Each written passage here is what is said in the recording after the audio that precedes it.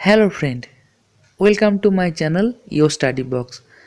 WBCS 2024 preliminary examination কোন মাসে হতে পারে সেই সংক্রান্ত কিছু আমার ধারণা এই ভিডিওতে তোমাদের সামনে তুলে ধরলাম। ভিডিওটা খুবই ইন্টারেস্টিং হতে চলেছে, তাই ভিডিওটাকে একটা লাইক ও শেয়ার করে দিও এবং নতুন যারা চ্যানেলে এসছো তারা অবশ্যই চ্যানেলটাকে সাবস্ক্রাইব করে নিও।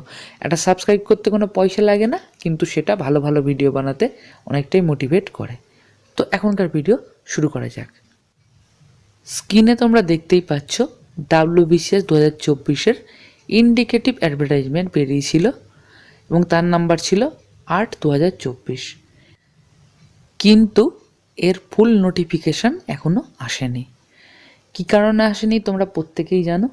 সুপ্রিম কোর্টে ওবিসি সংক্রান্ত যে মামলা ঝুলে আছে, যেটা এখনও মেটেনি, সেই কারণেই কিন্তু নতুন নোটিফিকেশানগুলো আসছে না।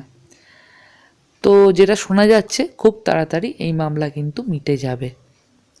সুপ্রিম কোর্টে ওবিসি সংক্রান্ত মামলার ফাইনাল হিয়ারিং ডেট আছে 28 এবং 29 জানুয়ারি 2025।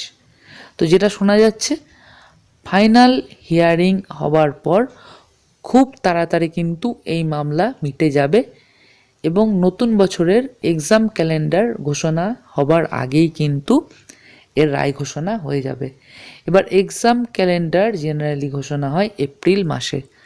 আরও যেটা শোনা যাচ্ছে সামার ভ্যাকেশন যেটা মে মাসে হয় কোর্টের, তার আগে কিন্তু জাজমেন্ট ঘোষিত হয়ে যাবে।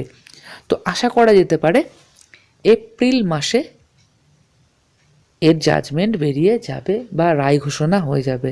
তো সেক্ষেত্রে মে মাসে হয়তো WBCS 2024 নোটিফিকেশান প্রকাশ হবে এবং যেটা হয় 3 মাস মতন কিন্তু সময় থাকে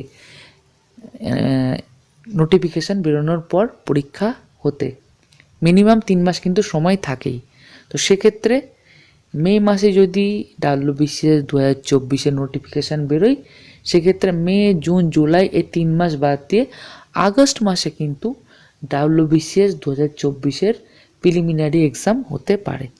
এটা যে হবেই তার কোনো মানে নেই, এটা আমার ধারণা, আমি আমার মতন করে বললাম যে আগস্ট মাসে WBCS 2024 প্রিলিমিনারি এক্সাম হতে পারে এবং এই সময়টাকে টার্গেট করে কিন্তু তোমরা পড়াশোনা শুরু করে দাও এবং এটি ডেলি রুটিন করে কিন্তু আগস্ট মাসকে টার্গেট করে পড়াশোনা শুরু করে দাও।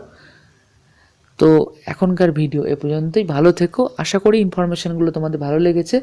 ভালো লেগে থাকলে অবশ্যই ভিডিওটাকে একটা লাইক ও শেয়ার করে দিও এবং চ্যানেলটাকে সাবস্ক্রাইব করে না থাকলে অবশ্যই চ্যানেলটাকে সাবস্ক্রাইব করে চ্যানেলটার পাশে থাকো।